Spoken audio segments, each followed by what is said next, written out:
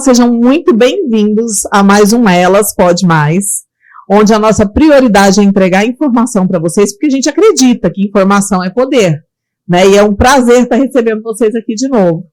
Eu estou aqui, Larissa Egea, junto com a minha colega de bancada, Priscila Fleury, e essa semana nossa convidada é a Denise Simões, que é psicóloga, neuropsicóloga, especialista em análise do comportamento aplicada. E ela vai falar um pouquinho para a gente sobre a importância do atendimento da psicologia em crianças no transtorno do espectro autista. Denise, muito obrigada por estar aqui conosco. Conta para a gente um pouquinho, por favor, sua trajetória, como que você começou na psicologia, como que você decidiu se aprimorar mais no atendimento de crianças no espectro autista. Primeiro, eu gostaria de agradecer o convite de vocês. É um prazer te ter aqui. O prazer é todo meu. Então, desde que eu me formei em psicologia, eu decidi fazer atendimento e já escolher um nicho de atendimento, porque eu acredito que a psicologia é uma área muito ampla. Então, assim, é totalmente diferente a gente atender uma criança, de você atender um idoso, atender adolescente, adultos. As demandas são diferentes. E desde o início da minha carreira profissional, eu já decidi atender crianças e adolescentes, já fechei o público. E aí, comecei a fazer neuropsicologia, especialização em neuropsicologia, também focada em avaliação infantil. Com os pacientes chegando ao consultório, eu comecei a ver a necessidade de me especializar mais. Foram chegando crianças dentro do espectro e para estar ali, não saber o que fazer, isso me incomodava muito. Eu preciso estudar, preciso aprofundar no atendimento dessas crianças.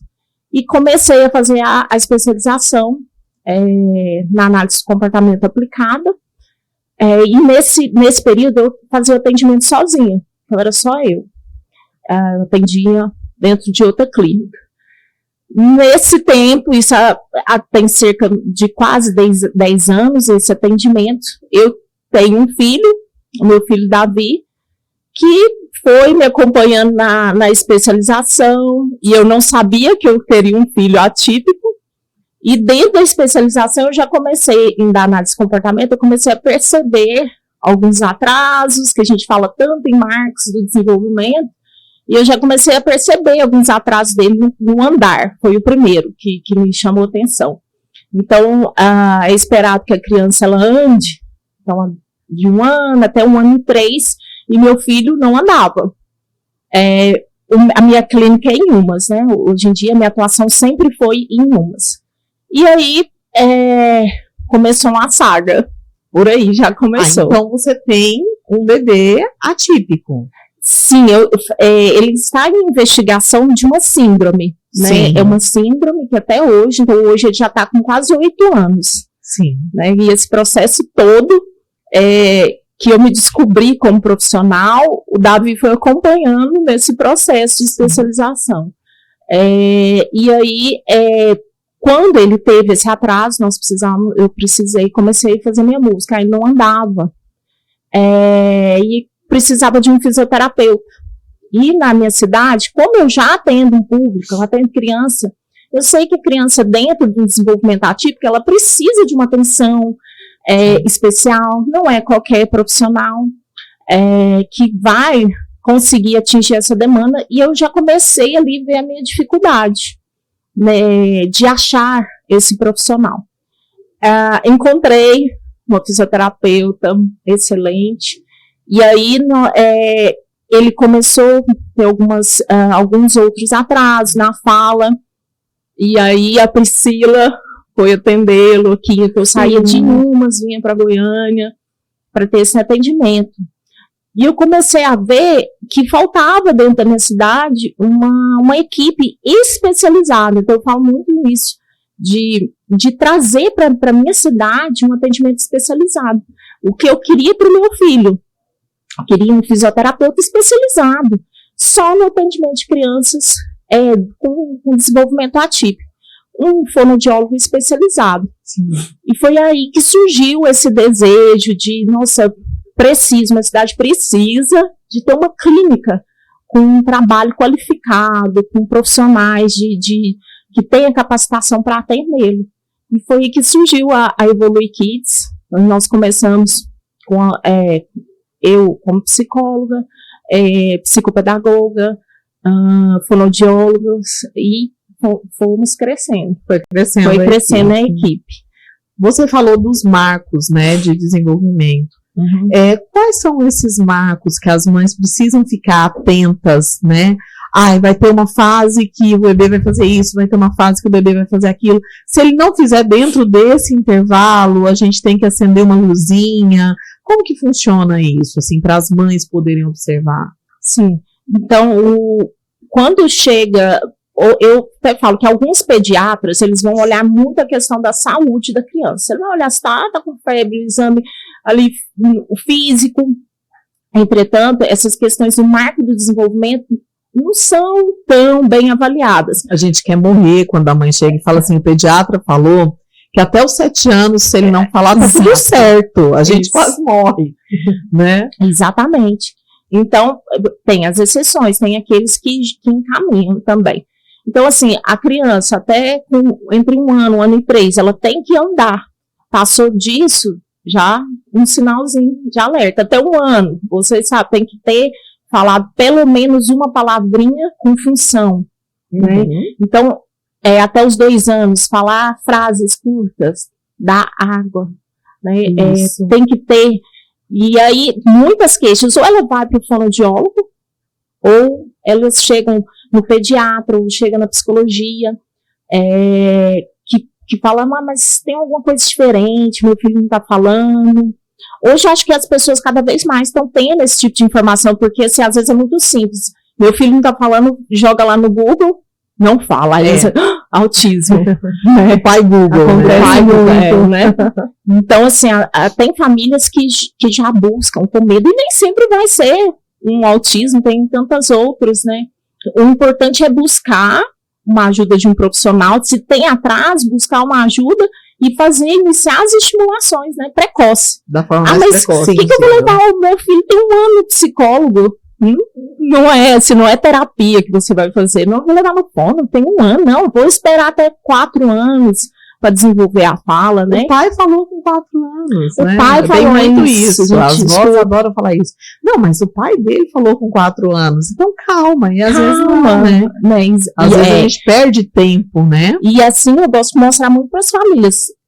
Não é esperar que uma criança ela fale com 4 anos. 4 anos ela tem que ter um vocabulário amplo. Já tem um atraso, aliás, já tem uma genética aí por trás com um atraso, já é mais um sinal. E eu sempre gosto de mostrar para as famílias o que é esperado na faixa de idade ali, que é esperado que essa criança ela esteja falando as primeiras palavras, que ela comece a apontar, ela começa a dar tchau, porque antes da fala vem a linguagem não verbal que a criança tem que ter, né? Então, dar tchau, apontar. Então, que são questões bem importantes com a criança. E é muito importante a gente informar isso para as pessoas, porque aqui o nosso lema, né, Larissa, informação é poder.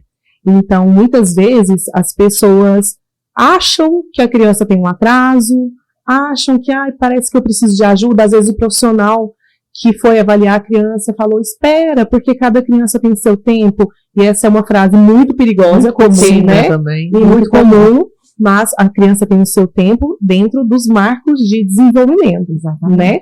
Procurou ajuda. Você fez a avaliação, a Denise, eu conheço o trabalho dela, eu sei que é um trabalho, ela faz com muito cuidado as avaliações, envolvem relatórios, né, específicos. Então, assim, não é um achismo, né, Denise? Tem protocolos, né, de avaliação. E aí, como que funciona? Tanto para crianças menores, às vezes também é uma avaliação informal. Como é que é? Conta um pouquinho pra gente, pro pessoal até ficar informado de como que é feita essa avaliação. A primeira pergunta é, meu filho é autista? Eu acho que essa é o drama do negócio. Meu filho é autista. Como que você vai contar para a mãe se ele é ou não é, né? Tem todo um caminho a ser trilhado.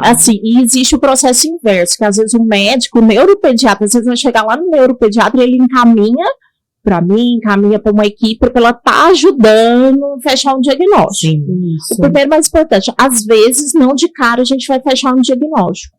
Então, assim, eu não dou um diagnóstico para os pais se eu observo alguns sintomas, algumas questões, atrasos, eu deixo bem claro, olha, tem um atraso aqui, nós precisamos entrar com intervenção com o seu filho. Vamos buscar uma ajuda de um médico, então, um neuropediatra ou um psiquiatra infantil. Eu sempre faço esse tipo de encaminhamento porque eu acredito no trabalho em equipe. Sim. E a gente sempre precisa do médico estando por trás, orientando até a equipe.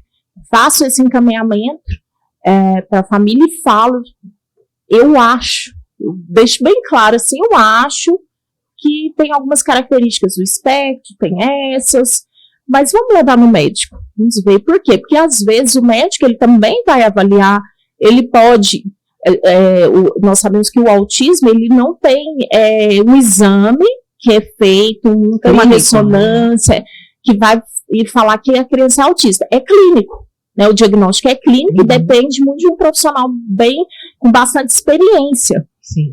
Então, muitas vezes existem protocolos, bastante protocolo, falando sobre autismo, só que o diagnóstico é clínico, e para mim ele depende muito do feeling do profissional, da experiência do profissional. E a gente já está bem acostumados com isso. Então, a gente faz esse encaminhamento e sempre no trabalho em conjunto. E eu sempre encaminho para o neuro. E deixo o trabalho com o neuro para ele avaliar se ele vai pedir um outro exame. O martelo, né? Sim, assim, que lauda. Eu não, nos meus laudos eu não coloco um diagnóstico. Você coloca o que você observou. Eu coloco, isso, não apresenta atenção compartilhada, não aponta. O neuro ele vai saber o que eu estou falando, mas vai depender do olhar do médico para ele falar, eu preciso de um outro exame. Eu acredito que a gente precisa ter esse cuidado também. Sim, se ele vai precisar de um outro exame, vai precisar de uma tomografia, um eletro, enfim, para descartar outras possibilidades. Sim. E quando a mãe chega na sua clínica e tem lá a avaliação, né? Como que é realizada essa avaliação? Ela é composta de passos, o que você observa, comportamento, linguagem? Explica um pouquinho para as mães como é feita essa avaliação. Se são crianças menores, então assim, na faixa de até 3 anos, eu sou neuropsicóloga, eu tenho meu olhar como neuropsicóloga. Entretanto, eu não tenho uma necessidade de fazer uma avaliação neuropsicológica uma criança nessa idade, mas eu faço uma avaliação comportamental. Sim. Que é onde que eu vou pegar qual que é o atraso que ela está tendo na coordenação motora, fina, grossa, na linguagem. Eu não sou fonoaudióloga, mas eu sei aquilo que está fora, que precisa ser trabalhado para fazer os encaminhamentos.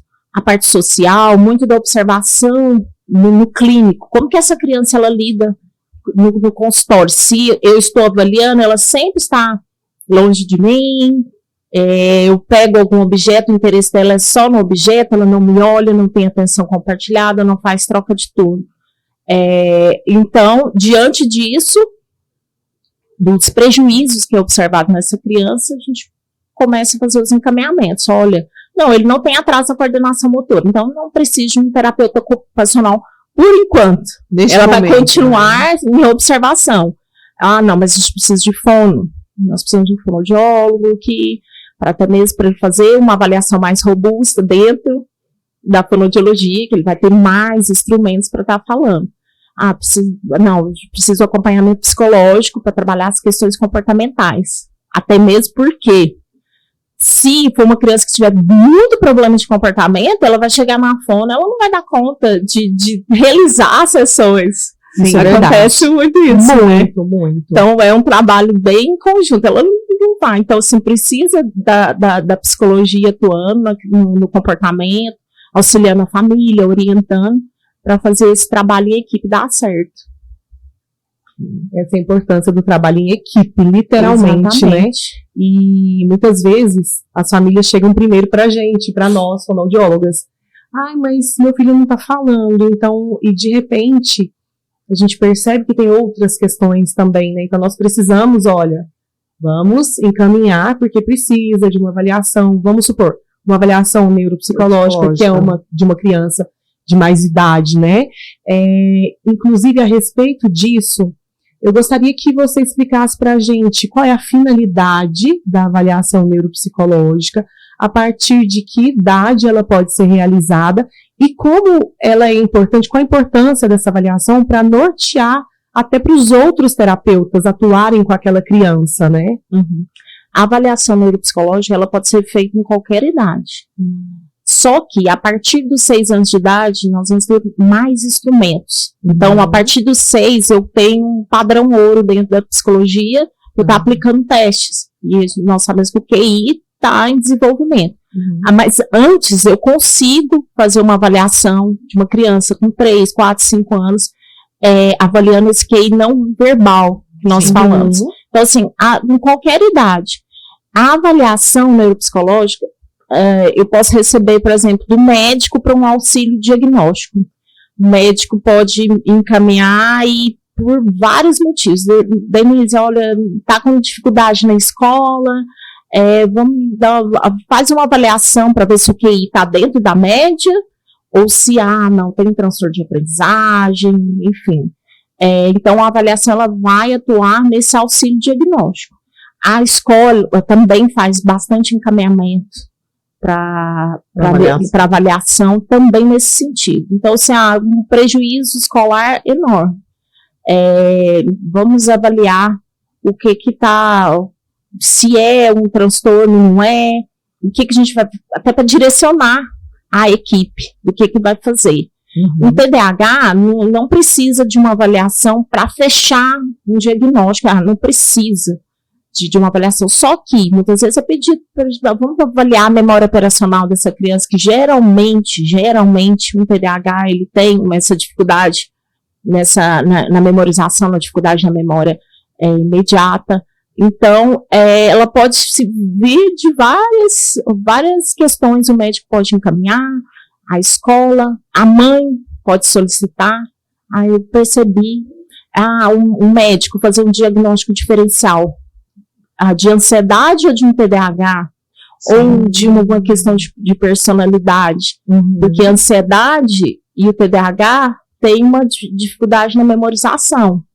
Né? E aí pode vir os dois também, mas a gente tem que ver o que vem primeiro. A síndrome do pensamento acelerado também, ela é muito confundida com TDAH, né? Exatamente. Então a avaliação ela vem para tentar responder essa pergunta do médico. O médico está, mas é uma deficiência intelectual. Né? Então a gente é necessário ter uma avaliação com os testes para ter essa comprovação que a criança realmente tem uma deficiência intelectual. E onde ela se enquadra e quais vão ser os tratamentos indicados. Isso. Né? Em questão de idade, porque hoje em dia a gente tem essa intervenção precoce, a gente tem esse olhar mais precoce para o bebê, né, de ver ali as características do bebê e detectar da forma mais, digamos, ligeira possível. Mas e os pacientes que são diagnosticados já na adolescência, já na fase adulta? Eles passam também por essa avaliação? Eles também são beneficiados? Como que funciona com esses pacientes?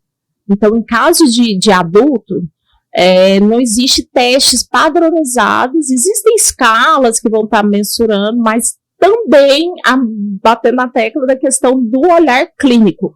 Então, algumas vezes eu vou precisar conversar com algum familiar, porque muitas vezes, o que é a tríade da questão do autismo?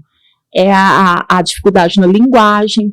Se for um adulto que passou anos despercebido, digamos assim, vai ser sutil algumas questões de linguagem. Ele vai ter a dificuldade na linguagem pragmática que nós falamos, né?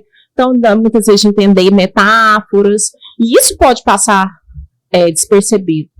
A questão dos comportamentos repetitivos pode ser muito sutil também, muito sutil. E eu acho muito rico ouvir esses pacientes, porque como nós lidamos com pequenininhos, então às vezes tem questões que eles não vão falar, não sabem ainda falar, questões da estereotipia, o que trazem a estereotipia, que acalma, a questão da regulação. E ouvir de adultos, eu acho muito rico ouvir. Sim. Né? Então, assim, tenho recebido cada vez mais pessoas que por anos passaram com diagnóstico errado, não foram percebidos. E os prejuízos estavam lá. O autismo estava a vida toda com essa pessoa, dificuldade no social. Então, chega numa adolescência, a dificuldade fica maior. Chega na faculdade, vai para o mercado de trabalho, cada vez mais essa dificuldade essa pessoa pode apresentar. Então, os prejuízos estavam lá, mas passou. Eram tratados de outra forma. Tratados de outra forma. Como a gente estava comentando antes de começar o programa, eu tive o pai de um paciente, né, que ele chegou comigo na época que eu atendia criança ainda, e ele chegou para levar o filho, que tinha recebido diagnóstico e tal, e foi ele, a mãe e a criança. E aí eu avaliando a criança e prestando atenção na forma com que o pai falava, o que ele fazia, e aí no final eu perguntei, falei, você já fez avaliação? Aí ele olhou assustado para mim e falou, não, por quê? Eu falei, porque você tem alguns traços. Seria interessante você investigar também. E eu achei muito engraçado a forma que ele falou. Ele falou, nossa, eu nunca imaginei, porque eu sempre fui o esquisitão da família. Né? Então todo mundo achava esquisito. E quando ele começava com as estereotipias, a mãe batia. Né? Menino, para com isso. E batia e tal. Então, assim, muitos adultos hoje que têm algum espectro, eles foram tratados dessa forma. Então, fazia qualquer coisa que hoje a gente sabe que é característico, né, do espectro, e apanhava. E aí passava. Parava de fazer por medo de apanhar, né? Então, assim, ele fala, olha, eu bato muito a caneta na cabeça quando eu tô pensando, que ele é engenheiro, né?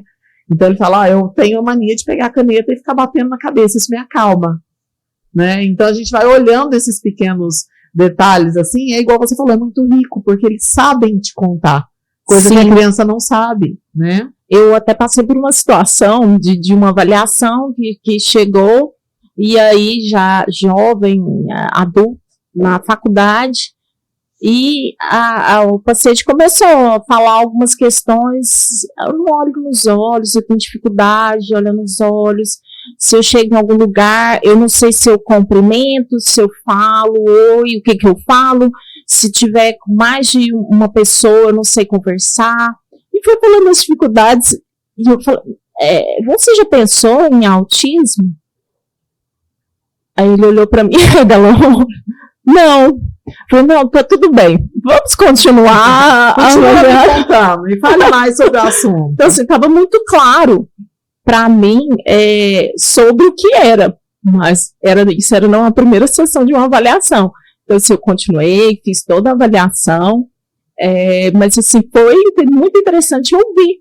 E eu vi quais eram as dificuldades, muito prejuízo, tomando assim, muita medicação, sendo tratada com transtorno de ansiedade, então você já estava com tanta medicação, fazendo uso de canabidiol, e sendo tratada da forma errada, digamos assim, porque estava dentro do espectro, estava ali, sempre estava ali.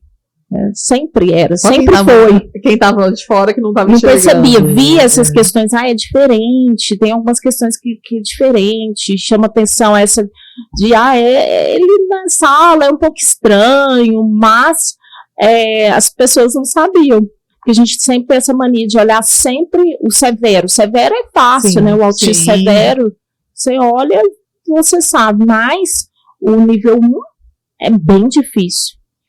Hoje em dia, é até interessante a gente falar a respeito disso, que hoje em dia tem várias séries, vários filmes que estão informando as pessoas, né, a respeito. Então, isso é muito legal, porque propaga a informação, porque às vezes a pessoa nunca teve contato com alguém, né, com aquelas características, mas tem um amigo que tem algo parecido, apresenta algumas questões parecidas, então acho que isso também é um meio bem bacana de se propagar essa informação, né, essas informações a respeito do espectro autista. E você falando a respeito disso, a Larissa também comentando desse pai, a gente para e pensa, né, imagina uma vida de sofrimento para essas pessoas, porque assim, elas estavam ali em um ambiente de pessoas típicas, basicamente, sendo obrigadas a fazer as coisas da maneira que as outras pessoas faziam e da maneira que as pessoas achavam que era o certo, né? Então, isso é muito, se a gente for parar para pensar, é muito sofrimento, gente. Sim. E aí, voltando à questão da avaliação neuropsicológica, se essas pessoas tivessem sido submetidas a essa avaliação, muito provavelmente as pessoas ao redor delas, sejam elas parentes, professores, amigos, enfim, entenderiam melhor algumas situações, até aquela questão, eu me lembro de um caso que eu até te consultei a respeito de uma avaliação de um paciente. Eu falei, Denise, me explica, por favor, o que significa isso aqui? Porque a gente recebe ali o laudo, quando a profissional não nos procura para nos dar um feedback, é muito difícil, porque é uma avaliação que tem várias folhas ali, aí você lê gráfico, lê tabela, e Denise, por favor, e a Denise com toda a calma, graças a Deus que ela tem do mundo, sentou e me explicou, Priscila, isso aqui significa que essa criança aprende mais pela via visual, então vai ajudar muito se você der mais dicas visuais. Gente, foi muito esclarecedor, foi muito legal. Toma outro rumo, né, a terapia. Total. Então, assim, a gente ainda pode pensar nessa riqueza para as outras pessoas, né, assim, que estão em contato com aquela pessoa que está sendo avaliada. Agora, tem também a questão do profissional que realizou dar o feedback para as outras pessoas, né. Fala um pouquinho para a gente da importância dessa conversa entre profissionais. Por favor. Nossa, muito importante. Então, assim, sempre que é feito um encaminhamento, que às vezes pode ser o fonoaudiólogo que faz um encaminhamento, fazer uma avaliação, é necessário a gente dar um feedback, porque nem sempre o outro profissional ele vai estar acostumado com avaliação médica, normalmente ele sabe. Então, como a Priscila disse, é que o laudo, a avaliação, ela é robusta, ela tem, assim, 9, 13 páginas. Então, como é que você lê aquilo tudo? E o principal, o que você vai entender com aquilo? Porque é como se fosse um mapeamento. Você vai pegar o que aquela criança tem de melhor e o que ela precisa ser trabalhado. Porque senão você está trabalhando na área errada com ela. Você está estimulando o que não precisa ser estimulado. Né? Então, você está desenvolvendo a terapia de uma forma... estou trabalhando mais com a via auditiva. Então, nós temos formas que eu aprendo melhor pela via visual, eu aprendo melhor pela via auditiva. Tem gente que está numa palestra e a pessoa não está anotando nada e ela consegue memorizar bem. Tem gente que é visual. Eu mesmo preciso ficar escrevendo. Eu nunca mais abro aquele livro que eu escrevi, mas se eu escrevi, eu guardei na cabeça. Exatamente. Então, a avaliação, ela traz essa informação. Nós conseguimos ir levar para um profissional. Olha, vamos trabalhar dessa forma. Né? Não, ele está na escola. Eu gosto muito de dar essa devolutiva para a escola. Eu acho fundamental. Eu faço um trabalho bem de parceria com a escola. Só que essa questão, a gente precisa de uma autorização. Se o pai fala, não quero, eu não posso. Já aconteceu comigo. Sim, já, né? Então, tem essas questões. E porque na escola eu vou falar, olha, ele tem uma velocidade de processamento, ele é muito lento, ele percebe na escola que ele é muito lento para fazer as atividades, ele tem o funcionamento do cérebro dele, ele é mais lento. Então a gente precisa dessa adaptação, vamos talvez pensar em uma adaptação curricular de dar mais tempo para ele estar fazendo as atividades, para ele estar fazendo as provas, passar esse feedback para a escola. Ele tem uma dificuldade em memória operacional. Imagina uma criança que ela está com QI na média, entretanto, uma dificuldade de memória operacional, que é um dos índices que a gente fala, está lá embaixo, está desproporcional ao QI dela. Onde que a gente mais usa memória operacional é a escola. Então, por exemplo, se a professora está falando lá na frente um probleminha, se ela está ditando um probleminha, se nós formos pensarmos de como que isso chega no nosso cérebro, é bem complexo para uma criança. Sim. É simples ali, mas ela tem que ouvir a instrução, ela tem que armazenar a instrução, ela tem que reter o número. Maria tinha 20 maçãs e aí sua mãe deu mais tantas para ela. Tem que reter, saber o que ela vai fazer com aquela informação, se ela vai somar, se ela vai subtrair. Então, quando nós passamos essa informação para a escola, ele tem uma dificuldade na memória operacional. Então, precisamos auxiliá-lo de outra forma. Sim. É um trabalho bem rico para a escola também. Aí que é feita a verdadeira inclusão, né? A gente falou sobre isso aqui, essa dificuldade, então a importância também do profissional dar esse feedback para a escola. Porque às vezes a escola está tentando, mas de uma maneira que não está sendo eficaz, eficiente para aquela criança, né? É uma criança com muita dificuldade para aprendizagem, muita. E já tá com 8 anos, a criança não consegue escrever, então você vai fazer uma avaliação QI extremamente rebaixado, um limítrofe, ele vai aprender, mas ele pode demorar mais a aprender. Então, de qual forma que a gente pode otimizar esse trabalho da escola para estar auxiliando a criança? Sim. E assim, muitas mães, nós já tivemos uma mãe, inclusive, que a gente entrevistou aqui, a Maíra, que ela falou assim, gente, quando eu cheguei com meu filho autista, e eu perguntei, qual é o valor da avaliação? O valor da avaliação é 5 mil. Eu falei, meu Deus, a avaliação é 5 mil, penso o resto. Então as mães, elas assustam um pouco, né? Igual você falou, é uma avaliação muito robusta, uma avaliação muito grande. E como que funciona isso frente aos planos de saúde? Os planos de saúde cobrem? É necessário entrar com uma liminar judicial? Como que funciona isso? A avaliação, o valor dela varia, né? Pode chegar a 5 mil, entretanto. Por quê? Porque não é só aquele... Não é um encontro só, né? As famílias, eu gosto bem de explicar. Então, você faz a anamnese com os pais, pega todas as informações, depois eu vou receber essa criança e vou fazer várias sessões com ela. Eu falo para os pais, se eu precisar de 10 sessões, são 10 sessões que eu estou com eles. Você já está pagando um pacote, digamos ali. Você não está pagando por sessão. E após eu fazer todos os testes, então com a criança, eu fazer todos os testes, eu vou depois gastar horas analisando e não existe um computador que eu jogo lá e sai o resultado, né? Eu tenho que ir lá, enfiar minha cara nos testes, corrigir manualmente e confeccionar esse laudo. Então são muitas horas que são gastos na avaliação. Os planos de saúde, ele tem que cobrir porque está no rol da ANS. Sim. Se não tiver disponível na rede credenciada, eles têm que disponibilizar fora da rede credenciada. Certo. A avaliação. Se tem uma solicitação médica, eu acho que isso é bem importante, o médico colocou por que ele precisa, o plano de saúde ele precisa cobrir. Se não tiver na rede credenciada, a família pode buscar fora da rede. Normalmente, eu acredito que consiga, fora da rede. Deve conseguir reembolso, né? Sim, normalmente consegue. Não, depois que entrou pro rol, ficou muito mais fácil. Sim, né? verdade. Então, está garantido por lei hoje, né? Mesmo com todos os trâmites aí, de todas as votações, a questão jurídica que está ou não está no rol, se vai ser sugestivo, se vai ser taxativo, né, independente de um ou outro, já está no rol, então facilitou um pouco a vida, né, da comunidade autista. Eu acho que isso é muito importante, né.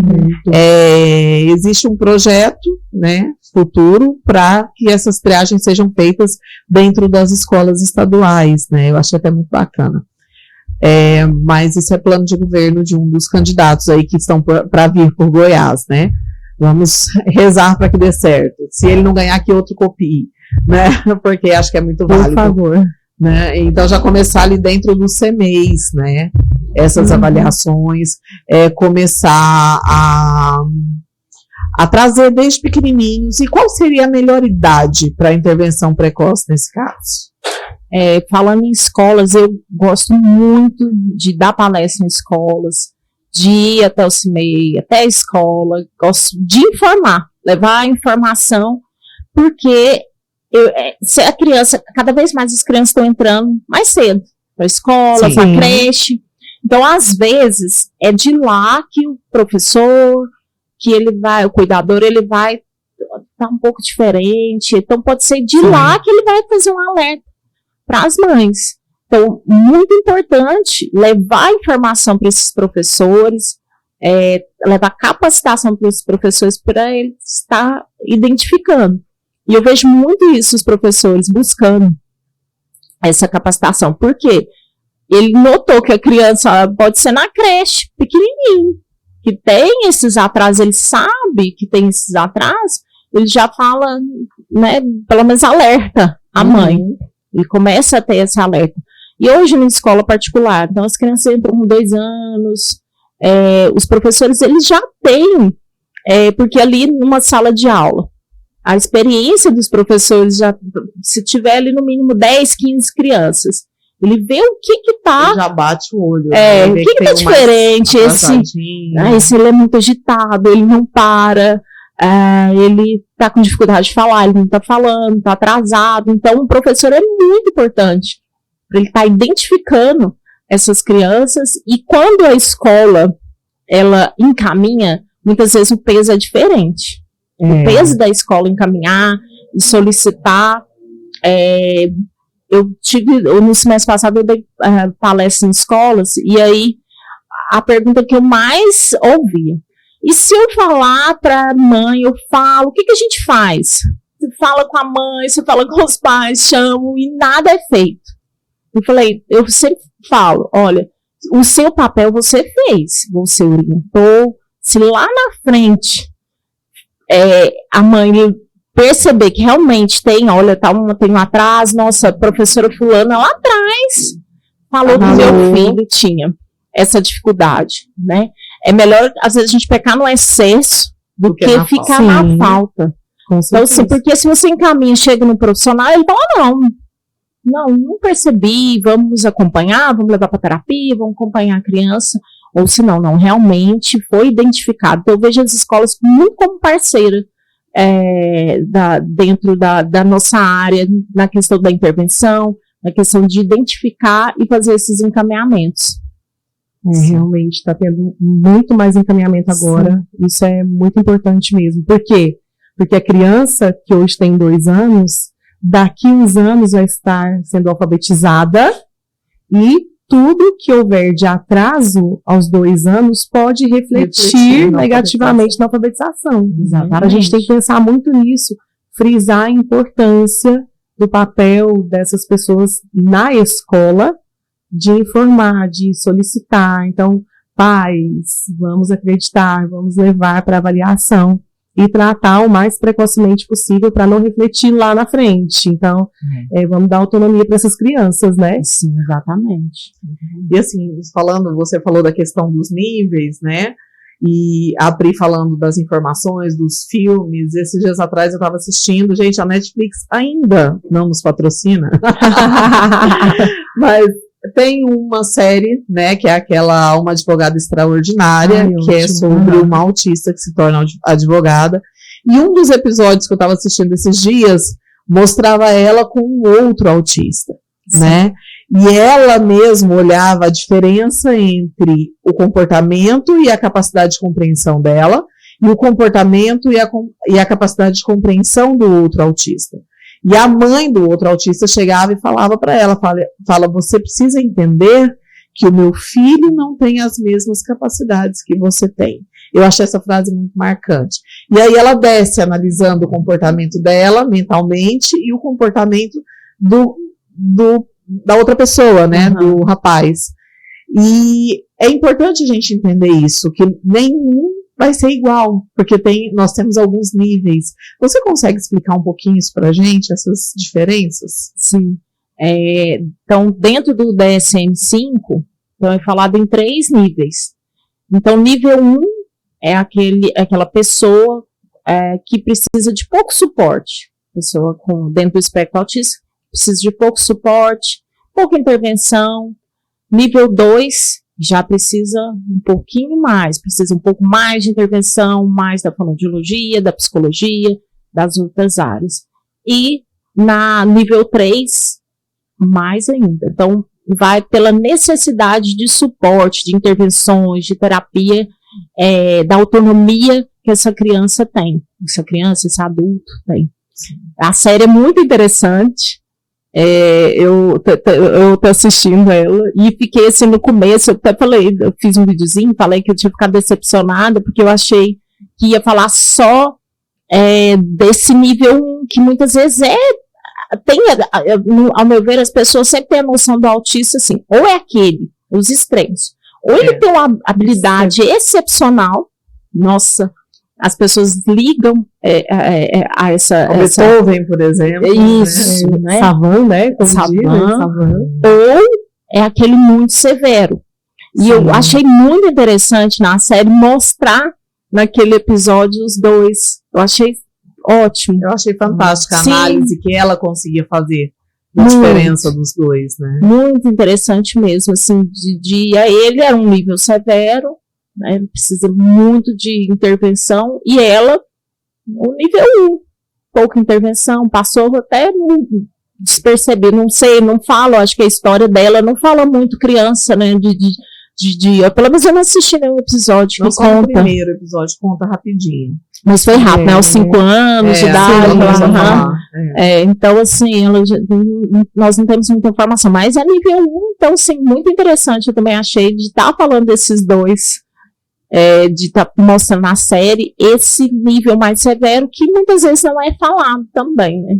Outra coisa bem interessante dessa série, Netflix, patrocina, foi um episódio que me marcou bastante, foi do pai da advogada falando da solidão de ser pai de uma criança autista, que assim, o pai estava deitado no chão chorando, e a filha lá brincando, enfileirando, na verdade, as pecinhas de Lego, né?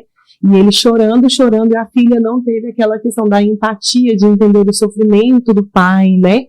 De o que eu posso fazer para tirar esse sofrimento dele. E foi um episódio que me marcou muito, porque assim, nós, terapeutas, nós fazemos acolhimento dessas famílias, que muitas vezes chegam enlutadas, com recém-diagnóstico, né?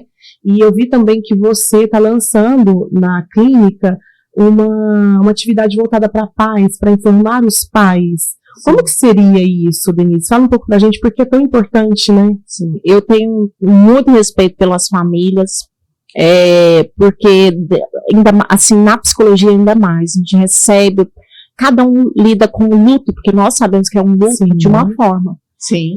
E por ser mãe, atípica eu sei um pouco do que é a mãe, o que sei das dificuldades, então, assim, eu tenho muito respeito pelas famílias. Porque não é fácil. Às vezes, nós terapeutas estamos lá, precisa disso, orienta e fala, mas a gente não está no dia a dia de uma família, você não passa. Né? Quem paga o preço é realmente a família, de escola falar, e de terapeuta faça isso, faça aquilo.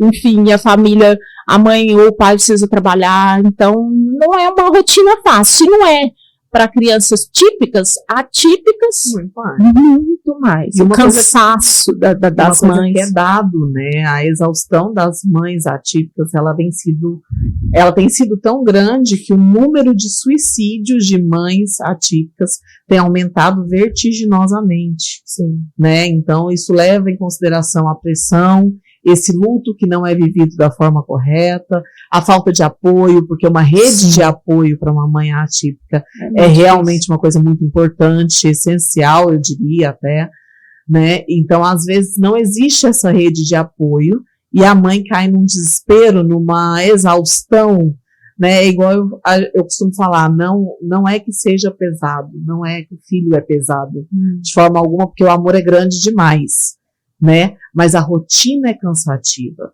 as preocupações são muito maiores, né? E eu acho que isso pesa muito para essas mães. Sim, e são mães que muitas deixaram o trabalho para viver com as crianças, levando, a gente sabe tanto que o tratamento, ele são várias horas, então tem que ter uma mãe para acompanhar, tem que ter alguém que vai pagar um preço. Sim. Ali para estar acompanhando as crianças. Então, se não é uma luta fácil, a questão da rede de apoio, muitas vezes não tem, se é difícil para as mães típicas, hoje em dia todo mundo da vida super corrida, para as atípicas, então muitas vezes a família ali, o pai, a mãe, que não tem tempo para ir no restaurante. Quando tem o pai, né? Quando tem o pai, exatamente. Né? Quando não é só a mãe, sozinha, porque o pai abandonou. Então, assim, é extremamente difícil. O curso que nós estamos fazendo na clínica é um treinamento de pais, porque nós sabemos que se as crianças, por mais uma carga horária que ela está conosco, ela passa muito mais horas com as famílias. Sim. Então, a gente precisa ter essa orientação. Nós orientamos na clínica, você orienta mais, uma orientação, assim, de forma precisa, de horas. Você está falando, você explicando, tirando muitas dúvidas que às vezes as mães têm, desde o de autismo, até explicar a análise do comportamento, explicar quais são as técnicas, quais a teoria, o que é a teoria que nós temos ali, e o que você pode fazer nas intervenções comportamentais. Na sua casa, quando a criança está dando uma birra, o que eu faço? É a principal dúvida dos pais. Está dando uma birra, o que eu faço? Então, às vezes, no consultório, o tempo muitas vezes é curto, por mais que fala. Eu vi essa necessidade de ter horas com as famílias para estar explicando sobre isso, sobre o manejo, né, de comportamento, orientação dos pais. Muito importante. Porque tudo é novo, né? Sim. Um filho, ele não vem com manual de instrução, nenhum filho, né? Então, assim, você está acostumado a lidar, a conviver com as crianças que não são atípicas, né? E aí, de repente, te vem uma criança atípica, igual a gente estava conversando com a Mônica, né, em um dos podcasts aí para trás, e ela falou assim, eu não acho que quando as pessoas olham para minha filha, né, porque ela tem uma T21, né, e então, assim, eu não acho que quando olhem para minha filha seja por discriminação. E realmente, a gente conversando, às vezes não é, às vezes é simples curiosidade, né, que as pessoas têm, porque o ser humano é curioso, sim, né? Então, às vezes, por simples curiosidade, ver o que está acontecendo com a criança, se é realmente uma birra, né? Então, assim, eu tenho 4 amigas que têm filhos autistas, e uma delas ontem me falou, a gente tentou levar ele na feira, não deu muito certo. Quando começou a gritar banana, banana, pastel, ele começou a ficar nervoso, se jogou no chão, nós tivemos que ir embora. Esse seria o melhor comportamento? Recolhe a criança, tira? Ou não? Senta, conversa, tenta acalmar e não tira do recinto. Olhando essa situação, não estava lá, igual você falou. A primeira pergunta que eu faria para a mãe é se ela tem esse hábito. Eu nunca fui na feira, de repente eu vou na feira, no horário de pico. Com ele ela nunca tinha ido. Então, assim, acontece muito isso. As famílias muitas vezes não saem de casa. Passei por situações similares nessas feiras de mães que trouxeram esse relato. Então, assim, muita orientação Denise, eu não saio de casa, de repente eu fui numa feira com muito estímulo, muito barulho para essa criança que vai ter uma sobrecarga ali sensorial. Então, assim, a primeira é nós irmos devagar, antecipar onde que eu vou, explicar, mostrar figuras, nós vamos na feira, tá fazendo essa previsibilidade que a gente fala com a criança, talvez ir passar na porta, não só descer do carro, então fazendo aproximações gradativas, porque preparar. As famílias criam muito essa expectativa e, claro, elas querem sair com os filhos e eu tenho que ser submetida a isso mesmo. Então, assim, falo muito com os pais sobre isso, tem que sair, mas tem que ser feito de uma forma, senão é muito frustrante, as mães ficam extremamente frustradas, então ela chora. Então, assim, tem crianças numa situação delas que ela vai sair correndo, e aí? O que você vai fazer? Tá antecipando, vamos procurar um horário melhor, tá começando a feira, pouca gente. Então, tem que ser feito, em muitos casos, de família que nunca sai, um estudo. Porque tem que ser feito esse trabalho, porque a gente precisa sair. Sim. Você tem uma as crianças. Precisa, na medida do possível, sim, porque, né, eu preciso ir no parque, precisa ir numa festinha. Precisa ser criança, né? Precisa ser criança. Então, assim, é um trabalho com as famílias que é diferente das crianças típicas, mas que é possível, é bem possível ser feito da forma correta. E tem também a questão nós chamamos de ABC na análise do comportamento, né? O que antecede um comportamento e o que se sucede a esse comportamento. Então, por exemplo, Denise, nós somos à feira ele desorganizou e nós saímos correndo. Se aquilo foi muito aversivo para ele, então qual que é a tendência? Ele fazer a mesma coisa depois. E aprimorando esse comportamento, porque a criança é muito inteligente, muito, né, gente? Sim. Então isso vai se aprimorando. Então é importante, até em relação a isso, a orientação, né? A sua orientação, no caso, para essa família. Fazer uma análise funcional do comportamento, esses comportamentos de birra, de saber o que é.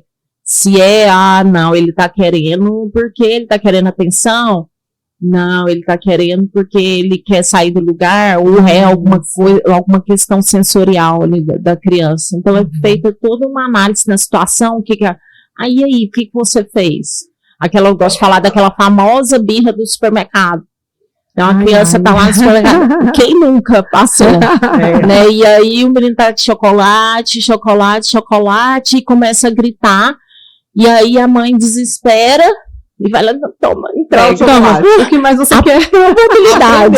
Sim, na próxima dele fazer, vai ser grande. E isso acontece com as crianças atípicas também. Porque às vezes a intensidade que ele vai gritar, que ele vai chorar, é muito maior. Então, a gente precisa estar orientando. Porque, mas a mãe faz isso porque... Não, porque às vezes ela não recebeu essa orientação, ela não sabe. Olha, você está reforçando o comportamento dele gritar.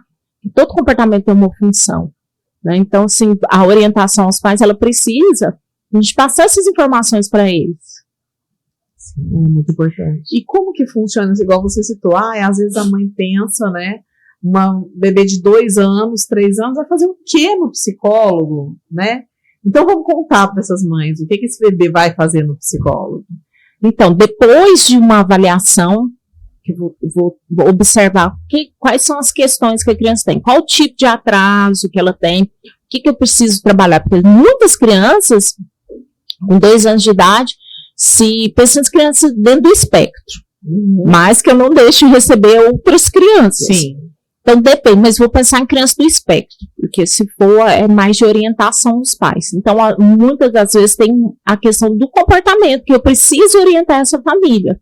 Eu vou observar o que a criança tem de comportamental, como que ela reage diante de algumas situações, das frustrações, e vou orientar a família.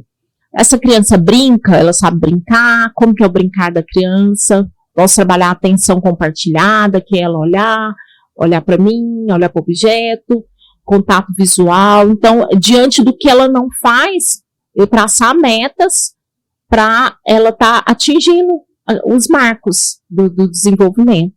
Isso pensando uma criança dentro do espectro, né? Porque também chega crianças dentro da psicologia com outras demandas. Sim. Né? Não sei, questão de sono, uma ansiedade. E aí é muito mais uma questão de orientação aos pais. Aí mais ainda, uma orientação aos pais diante dessas situações. E como lidar com o hiperfoco? Muitas mães falam, e agora ele está com hiperfoco no chuveiro. Ele leva o chuveiro para a escola, ele traz o chuveiro da escola, a escola liga porque o chuveiro não foi, né? Deixaram ou não? Deixaram ou não? Porque assim, ligaram para mim desesperado, a hora que eu olhei, meu Deus, a diretora, eu vou ter que atender, gente, licença. Pelo amor de Deus, manda o chuveiro. Não aconteceu nada com ele não, mas manda o chuveiro, entendeu? Então tem esses hiperfocos. E aí, o que a gente faz com esses hiperfocos? Gente, só um adendo. Eu atendi uma criança que o hiperfoco era carregar alimentos. Então, por exemplo, já teve caso, assim, época dele carregar uma salsicha por 2 dias. O negócio já estava assim, apodrecendo na mão da criança. E aí? O chuveiro também foi um caso real, né? Do chuveiro. O chuveiro foi um caso verídico. Eu tenho alguns com a questão de segurar objetos. Eu acredito que depende, não existe uma regra. Depende. A gente sabe que ele segurar objetos, levar para a escola, é muito comum, né, das professoras falarem, reclamarem. Se for um objeto dinossauro, eu tenho um carrinho, que ele fica com esse apego no carrinho.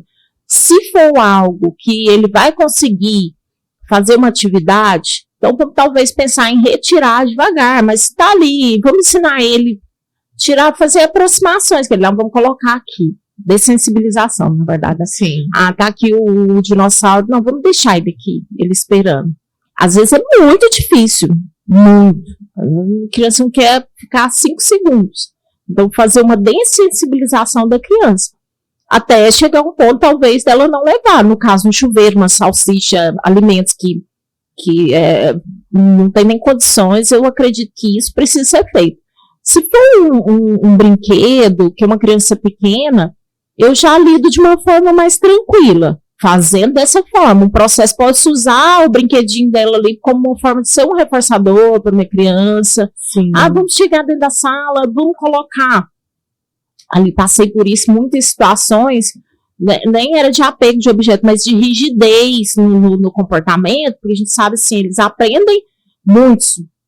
Na forma que eles aprendem uma vez, tirar aquilo é muito difícil. Então, por exemplo, na pandemia, a máscara, alguns trabalhos que ia fazer com a criança com apraxia de fala, com autismo, e Nossa. você tinha que trabalhar a linguagem, e já naquele processo de retirar a máscara, a criança não aceitava e chorava. Sim.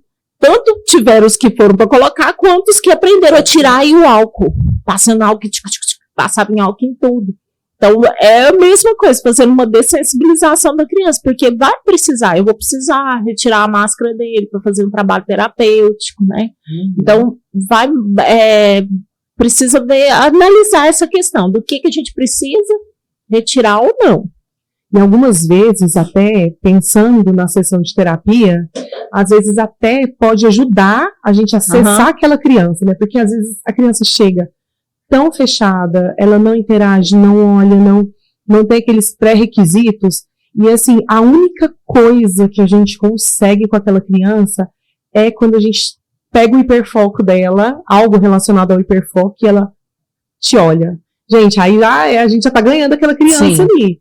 E aí tem todo aquele processo, né, de ir sensibilizando até a gente conseguir utilizar outras coisas. Eu tô passando, inclusive, por isso. Eu até atendi essa criança hoje. No início, ela não tinha nada de brincar funcional, só jogava os objetos, brinquedo, não sabia para que servia, ou mordia ou jogava. A única coisa que eu consegui para essa criança ficar sentada foi uma lousa com um canetão. E aí ela ficou a sessão, tudo que eu pedia para ela fazer, e ela já queria pegar, já queria fazer, eu usei aquilo ali para ser o meu reforçador. Depois eu consegui sensibilizar, e hoje, assim, gente, é muito bonitinho, a gente vê evolução. Hoje ele já fica com brinquedos, ele já está aprendendo um brincar mais funcional, uma atenção compartilhada, já sorri durante a brincadeira. Então, assim, eu tive que usar aquele hiperfoco por um tempo para ter a criança comigo, porque senão ela não ficaria em consultório. Para ter um vínculo, para ter justamente, um vínculo, justamente, o vínculo tão importante, né? Exato. E hoje, assim, aí quando a gente vê a trajetória, gente, é muito prazeroso, né? Exatamente. O vínculo é muito importante. Então, pode usar, eu também uso muito, se a criança tem essa questão do apego, talvez é dali que eu vou conseguir trabalhar algumas questões de fala, de nomeação com a criança, talvez é dali, utilizando mais no naturalístico com a criança. Então, pode ser usado, mas se for algo que começa a atrapalhar a criança, que ela só quer ficar com esse objeto, se ela está dentro da sala, não aceita nada, precisa ser trabalhado, né, ter um manejo. Sim, até porque alguns ficam extremamente desorganizados com a questão, com o objeto do hiperfoco. Então, a gente tem que avaliar tudo isso, né? Sim. E a equipe conversar, né? Também. Exatamente. E não, porque eu também já vi outros casos na escola de simplesmente tira da criança, e às vezes é muito complicado. Então, tem que saber como que é feito a criança. É verdade. E as habilidades, né? Porque alguns autistas apresentam habilidades que são, assim, muito notáveis. Igual tem alguns que começam a ler muito cedo, começam a ler sozinhos, né? Tem os que têm fixação ali por eletrônica e começam muito pequenininhos. Quando incentivar essas habilidades? Assim, a gente pode começar a incentivar desde pequenininho, por exemplo, o menininho do chuveiro, né, que tem a habilidade de desmontar o chuveiro inteirinho e montar de novo com 5 anos de idade. Seria interessante colocar uma robótica, por exemplo, Esse Entendeu? caso é interessante, eu achei, é uma facilidade que ele tem, até do desmanchar o chuveiro e fazer, Isso. achei super interessante. Ele deve Mas- ser incentivado? Sim. Agora, né, vou fazer um adentro, Sim. no caso de uma criança de 3 anos de idade, que tem um hiperfoco, 2 anos, um hiperfoco em letras, começa lá na letras, com Tenho. 3 anos já tá lendo. 3 Uma anos, sabe hiperlexia. todas as letras, todas as sílabas. Então, né? não é o caso, uma criança de 3 anos não tem que saber ler. Então, acho que não é um caso de incentivar. Por quê? Porque eu tenho certeza que se nós fizermos uma avaliação de outras áreas, às vezes o brincar dela vai estar lá embaixo e o acadêmico está lá em Justamente. cima. Justamente. Eu gosto de mostrar muito isso para as Realmente, famílias. o motor dela é bem... A Defasado. marcha é menos... E aí, se eu coordenada. fico lá no consultório, trabalhando só no hiperfoco, que a letra é facinho, eu tenho que ir subindo os marcos da criança nas dificuldades, que seja na coordenação, que seja na linguagem, porque senão ela vai ficar só ali, querendo ler, e aí nada funcional, nenhuma fala funcional. Ela lê frases, mas ela não sabe já receber, não sabe se você dá o comando aponta, ela não sabe apontar. E a fala Justamente. funcional, que a gente Né? tanto fala, né, o hiperfoco em inglês. Então, criança muito pequena, às vezes chega no consultório lá, 2 Não, aninhos, inglês. não, ele fala. E os pais aplaudindo. Ela fala as cores em inglês, não, mas legal. E você pergunta o nome, ela não responde, ela não te olha. Então, existem outras habilidades que a gente precisa mostrar para os pais, porque é legal. Os pais também, nossa, olha que legal, meu filho tem essa habilidade. Nossa, muito legal, mas a gente precisa adquirir outras, porque ele vai precisar de habilidades sociais na escola. Sim. E até a gente fala a questão, assim, a gente fala os pais aplaudindo, porque realmente é fofo, né, gente? Sim. É bonitinho. Sim, Mas nosso papel, né, como terapeutas, é orientar essas famílias. Por exemplo, quando a família tem um grau de instrução muito alto, a tendência é a demanda cognitiva ser muito alta para essa criança, principalmente para as questões acadêmicas, né? E aí, o nosso papel é orientar. Por exemplo, eu, como fonoaudióloga, eu sempre oriento na seguinte questão. Olha, a sua criança só terá uma fala funcional se ela tiver um brincar funcional.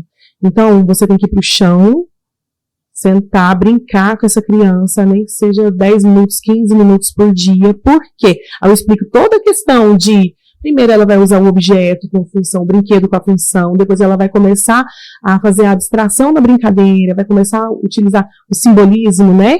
E aí só depois ela vai ter a capacidade, por exemplo, que é um questionamento muito grande dos pais, é uma vontade grande que eles têm, aí eu quero que ele me conte o que aconteceu na escola.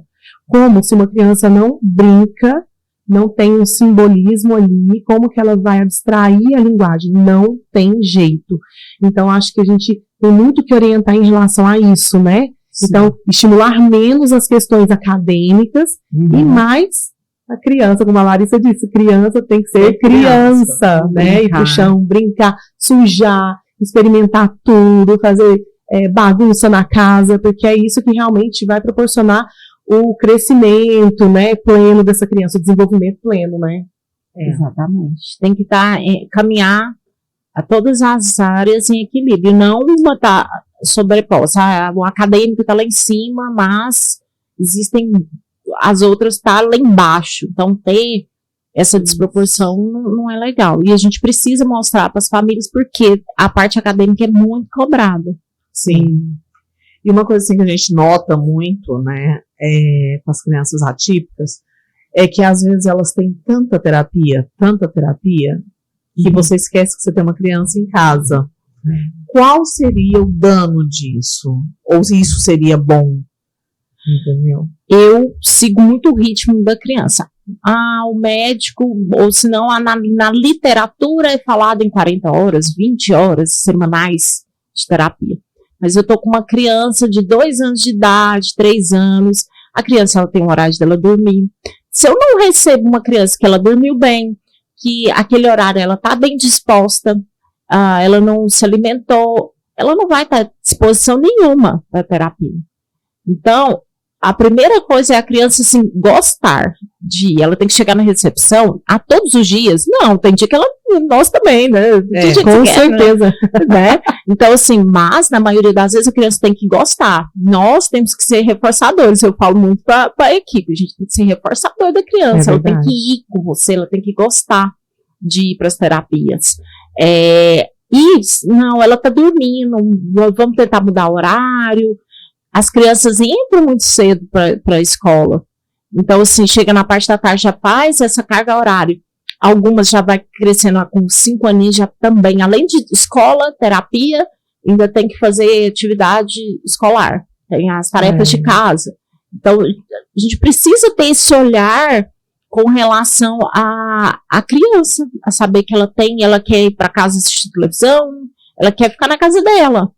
Então, assim, tem crianças que ficam cansadas e os terapeutas terem esse olhar de não, eu acho que tá demais, vamos mexer no horário, vamos tirar, né? Tem que ter esse olhar. E ali vai ser a equipe mesmo que vai saber. Não, muitas das vezes nem é o médico. O médico, muitas das vezes ele não vai saber, porque nós estamos com a criança no dia a dia. Sim.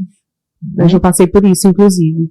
A última criança que eu atendi hoje estava exausta. E aí, se não me engano, ela ainda tinha mais uma depois de mim. Ela fez, né, muito provavelmente 4 terapias à tarde.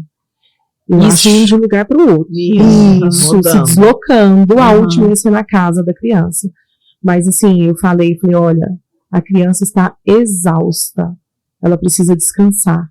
Então, assim, eu cumpri o protocolo ali da sessão, porém, com a demanda mais baixa, demanda reduzida, por quê? Respeitando aquela criança que dava sinais de exaustão. E é uma questão muito importante, gente. Assim, é bom fazer terapia, é importante, a criança precisa, mas a criança cansa. Do mesmo jeito que nós também nos cansamos, a criança cansa e ela dá sinais. Então, por exemplo, hoje, a criança mostrou agressividade, ela é uma criança não verbal, então ela demonstrou agressividade, não se comunicou por meio da comunicação alternativa, mas esses sinais eu percebi muito bem, outros sinais também que ela deu, sabe? Então, vamos pensar sobre isso, porque eu acho que na literatura a gente vê realmente, assim, é o ideal, mas a gente tem limite. Nem sempre é o real, né? Isso. E às vezes as famílias cobram, não, mas o médico pediu, mas sim. Às vezes está começando o processo terapêutico, aí a criança está chorando, para pensar, não, vamos com calma. Vamos começar devagar. Vamos traumatizar. Vamos começar com a psicologia, com a fono, começando devagar, porque ela está em adaptação ali das terapias, e seguindo muito essa questão do limite da criança. Eu fico muito atenta. Essa semana, inclusive, eu atendi um caso de uma avaliação só comportamental e eu achei muito interessante. Tem uma queixa escolar, a mãe trouxe essa queixa, mas eu atendi a criança sempre uma hora. Foram 3 sessões, 1 hora. E aí, na última, essa semana, eu atendi 5. Totalmente diferente.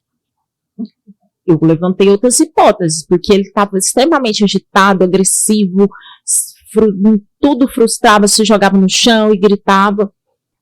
Na sessão das 5, eu já percebi que ele estava bem mais tranquilo, sorridente, seguia um pouco mais os comandos, ele tinha os comportamentos, mas... E aí eu já sabia que a rotina dele, na verdade, de escola, minha mãe não, ele acorda 5h20. 5h20. E eu falei, mas em 1h da tarde, aquela sessão, não, ele dorme. Então, realmente, ele está extremamente estressado, cansado. Sim. O horário que era para ele estar dormindo, ele está ali. Tá certo que ele estava brincando, porque eu estava avaliando, fazendo algumas avaliações com ele, mas a gente precisa ter esse olhar. Isso a neuropsicologia traz muito, porque eu sempre oriento muitos pais para fazer uma avaliação. Eu falo, olha, se a criança estiver cansada, não dormiu bem à noite, não traga. Por quê? Vai interferir numa avaliação dele. Se eu estou fazendo um teste atentivo, imagina a gente com sono. Tudo não vai corresponder ao que é real ali. tá com fome, enfim, passou mal, tá com dor de cabeça. A gente tem que ter esse olhar clínico também com as crianças. Importante. Muito. E assim, para a gente finalizar, a gente gosta sempre de falar, né, com os nossos profissionais.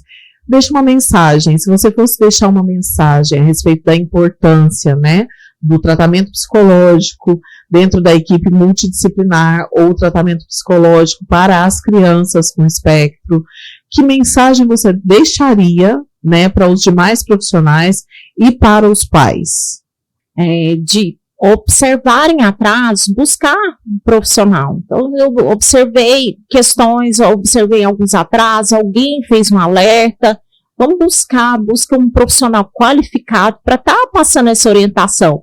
Porque muitos pais têm medo, né, de receber um diagnóstico. Então, se for, vamos trabalhar. E se não for, vamos trabalhar naquilo que está, aqueles prejuízos que a criança tem. Né?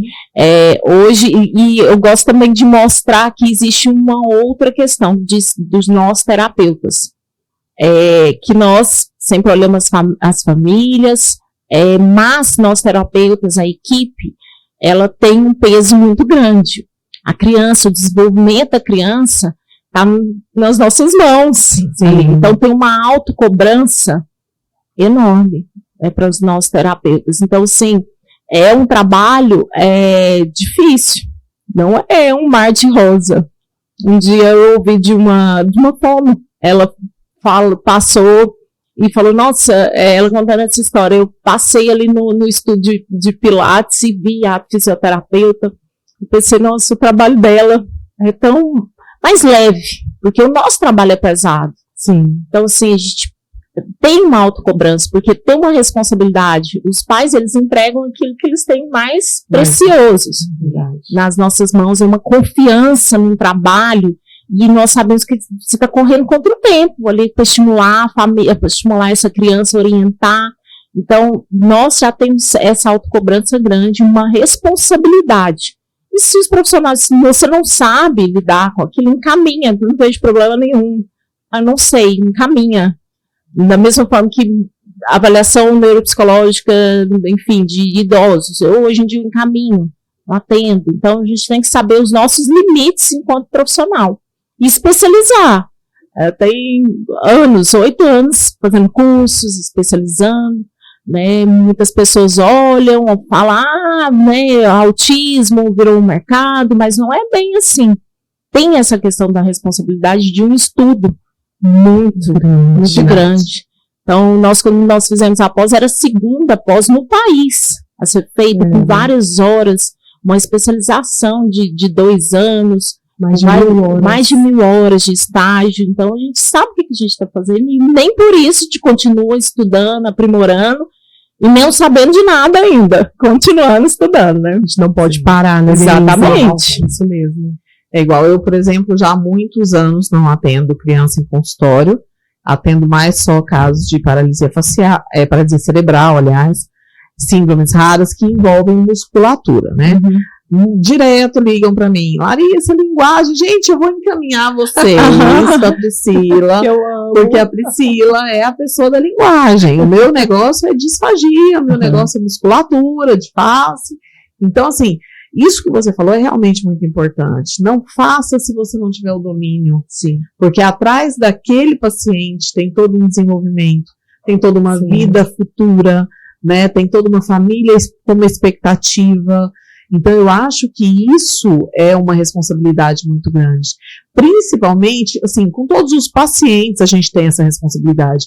Mas quando a gente fala de criança, a gente tem uma responsabilidade dobrada. Sim. Porque a gente tem a responsabilidade com ela e com os pais. Com os pais, né? Então, acho que o ato de você não fazer sem ter o domínio, isso é muito importante. Né?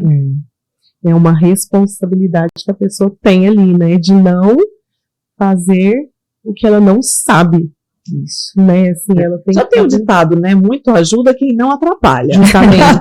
E assim, infelizmente, a gente acompanha casos, né, de famílias que chegam e falam assim, nossa, eu estava ali, mas eu descobri que, na verdade, a pessoa não quis me mostrar certificado, não quis. Quando eu descobri, tinha feito um curso rápido ali, não tinha a formação que eu imaginava que tinha. Então, assim, Isso gente, é sério. é muita responsabilidade. Então, vamos realmente São fazer. famílias correndo contra o tempo, ainda tem questão do financeiro também. Se não tem o financeiro, Tudo tem pesa. um prejuízo na criança. Completamente, certeza. E chegamos ao final do nosso podcast. Quero te agradecer imensamente por ter contribuído com a gente. Eu acredito que tudo que você falou, todas as informações que você deu, todas as orientações, você fez aí uma triagem de como é feito o atendimento, de como é feita a avaliação, e eu acho que isso vai ser muito útil, muito válido, né, para as mães, para as famílias, para os demais profissionais que não encaminhavam para avaliação neuropsicológica passarem a encaminhar, porque é uma ferramenta muito boa, né, para o trabalho da equipe interdisciplinar, né, que eu brinco muito que existe uma diferença, a equipe multi e a equipe inter. A equipe multi é aquela que a criança tem vários acompanhamentos, mas ninguém conversa com ninguém, né, e a equipe inter é aquela que se troca informações em prol da melhoria da criança. E eu acho que as suas informações hoje vieram muito a calhar na equipe interdisciplinar. Então, mais uma vez, Denise, muito obrigada. Eu que agradeço pelo convite. Muito obrigada. E se puder contribuir um pouquinho com o que escutar, que contribui, eu já fico muito feliz. Com certeza. Mas você contribuiu muito, como sempre, assim, é muito bom trocar ideias com você, conversar com você, foi um bate-papo bem esclarecedor. Eu acho que as famílias que estão nos assistindo, os profissionais, hoje já sabem um pouco mais a respeito da sua profissão tão importante, das avaliações, das orientações, e quem quiser saber mais, aqui embaixo tem o Instagram da Denise, então procurem, conversem diretamente com ela. E muito obrigada por esse momento tão rico, por essas explicações maravilhosas. E esperamos contar com você em outras oportunidades. E eu que agradeço, à disposição. Gente, muito obrigada por estarem conosco mais essa semana. Um beijo e até semana que vem. Muito obrigada, gente. Foi um prazer. Todas as inscrições vão estar aqui embaixo, tá? Para vocês poderem acompanhar, poderem ter o contato da doutora Denise. E não deixem de procurar. Procurem o mais rápido possível, ao menor indício que a criança apresente. Peque pelo excesso, não pela falta, tá? Boa noite e até a próxima semana. Obrigada. Tchau.